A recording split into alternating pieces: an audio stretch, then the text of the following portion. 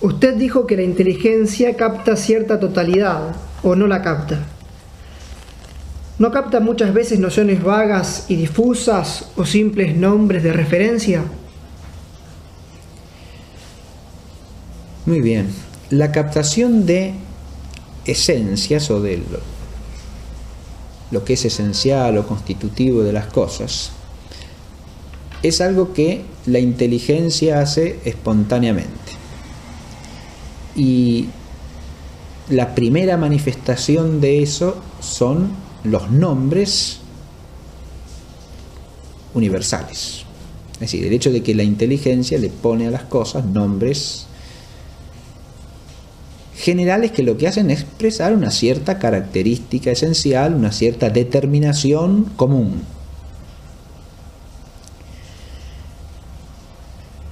Esa captación de lo determinante esencial de las cosas no significa, primero que nada, la elaboración de una definición de la esencia. La operación de definir es una operación sumamente ardua, sumamente compleja, que implica reducir una cierta noción intelectual a nociones primeras que, además, componiéndose entre sí, equivalgan a esa noción y nos den a conocer la constitución de la esencia de una cosa. Pero eso es una operación de saber que implica un altísimo grado de reflexión.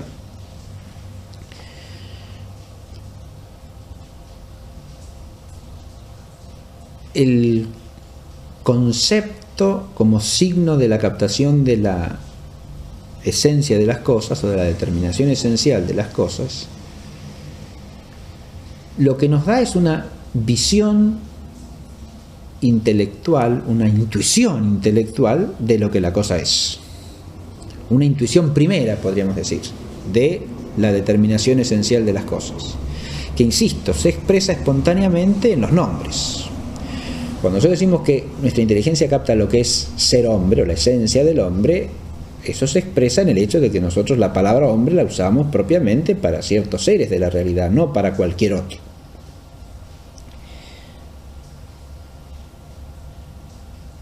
Y uno podría decir, bueno, pero eso es porque tienen cierto aspecto, cierta imagen.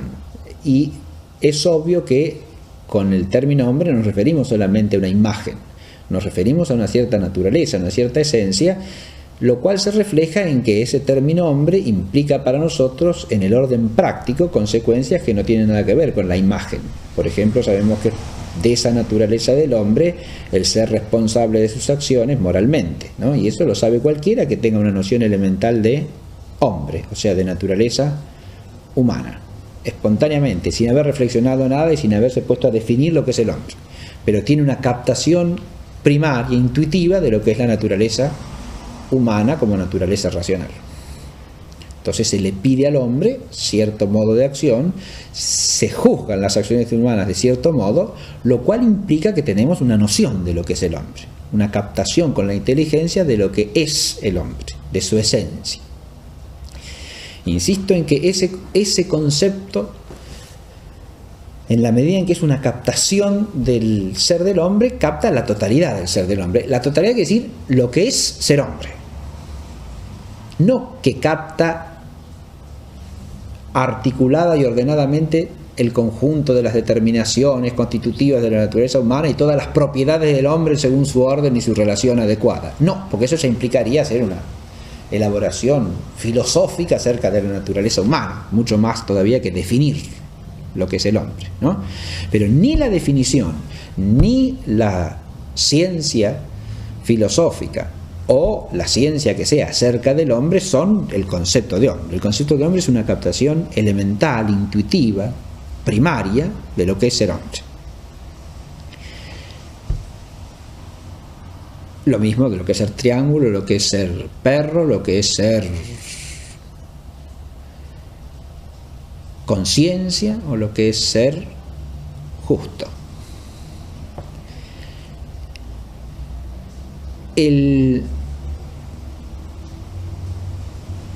concepto, a su vez, puede tener ciertas cualidades o características que lo hagan más o menos claro, más o menos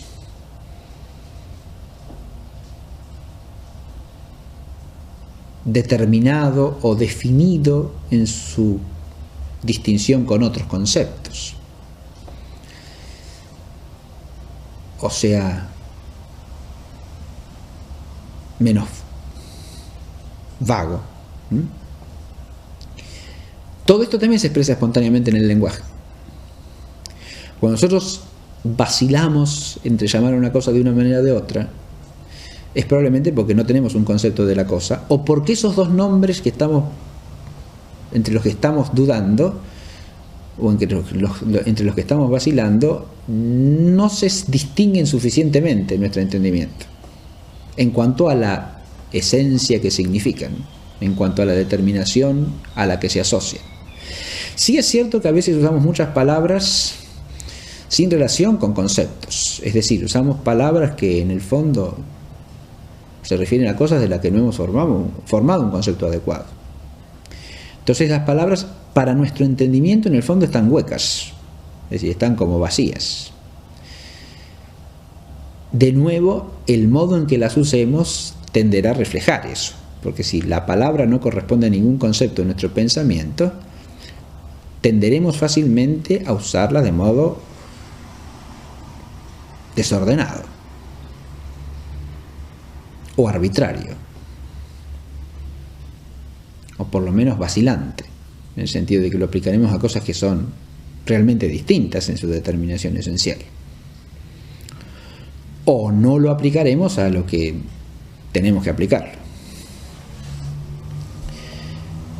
Esto se da en muchas situaciones, en muchos casos, ¿no?, en que nosotros en realidad no hemos formado un concepto, pero tomamos la palabra del lenguaje corriente y de alguna manera la aplicamos, la usamos, ¿no?, sin saber en realidad lo que estamos diciendo.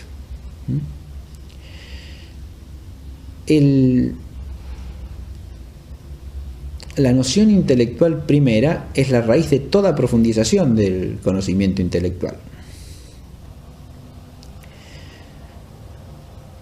Cuando nosotros reflexivamente tratamos de definir ciertas nociones, tenemos siempre que remontarnos a otras nociones, de modo que si no tuviésemos ninguna, sería imposible definir lo que fuese.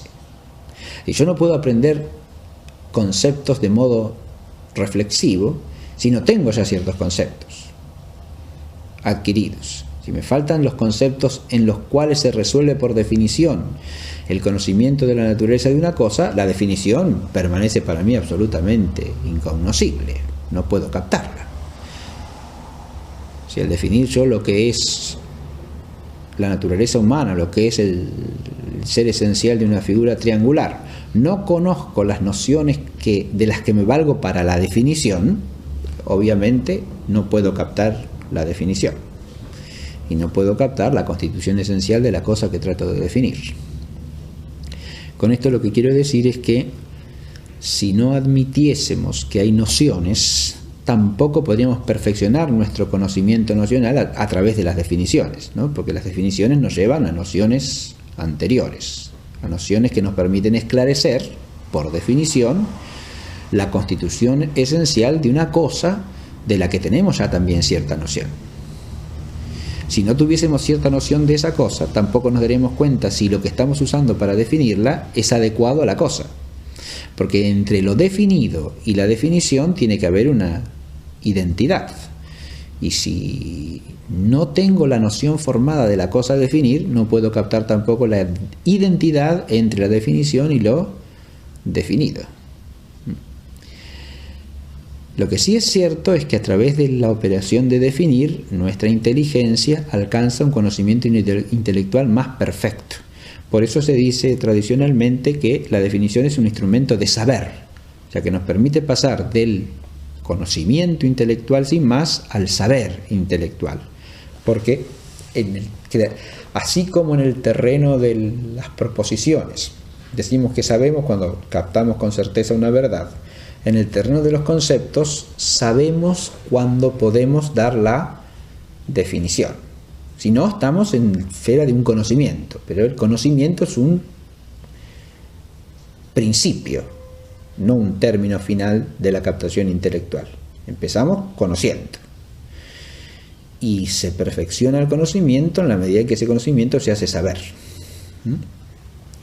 La definición, dice además Santo Tomás, es ya susceptible de ser llamada verdadera o falsa. La verdad reside primariamente en el juicio, ¿no? Pero en la definición también se da cierta verdad o cierta falsedad, porque hay una composición de conceptos que es postulada como idéntica a otro concepto, y por lo tanto hay un cierto principio de identificación, como lo hay en la predicación cuando uno afirma un sujeto, un predicado lógico de un sujeto lógico, ¿no? En el juicio.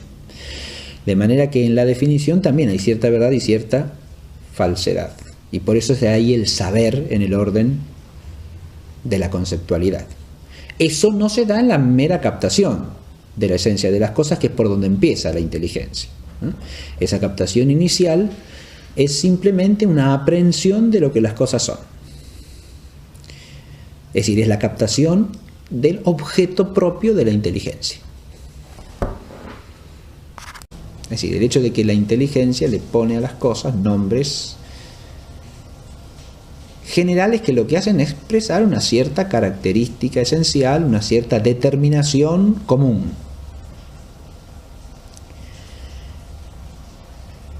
Esa captación de lo determinante esencial, o de lo que es esencial o constitutivo de las cosas, es algo que la inteligencia hace espontáneamente.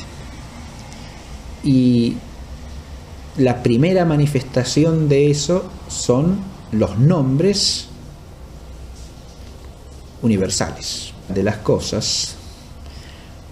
No significa, primero que nada,